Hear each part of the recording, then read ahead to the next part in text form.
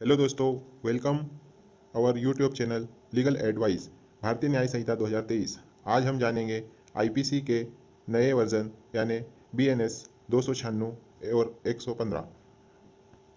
आप हमारे चैनल पर नए हैं तो हमारे चैनल को सब्सक्राइब करें।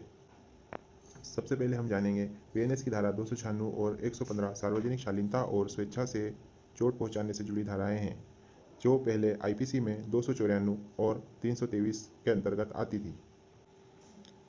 बीएनएस की धारा 296 इस धारा के अंतर्गत सार्वजनिक जगहों पर अश्लील हरकतें करने या गंदे गाने गाकर लोगों को परेशान करने पर कार्रवाई होती है।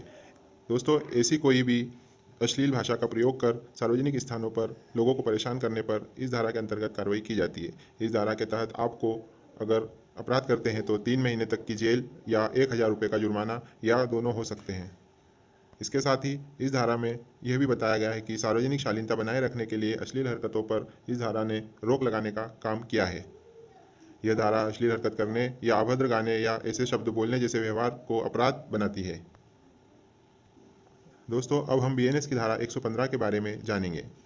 इस धारा के तहत कोई भी व्यक्ति अगर किसी आहत को स्वेच्छा से चोट पहुंचाता है तो उस पर इस धारा के तहत कार्रवाई की जाती है।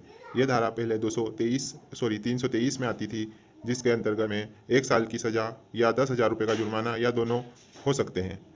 इसके पहले इस धारा में सजा चोट का प्रकार, शारीरिक दर्द, बीमारी या दुर्बलता शामिल किया गया है, भले ही वह गंभीर या जीवन के लिए खतरा ना हो। इसमें सजा स्वेच्छा से चोट पहुंचाने की सजा 1 वर्ष तक का कारावास या 10,000 रुपये तक का जुर्माना या दोनों है।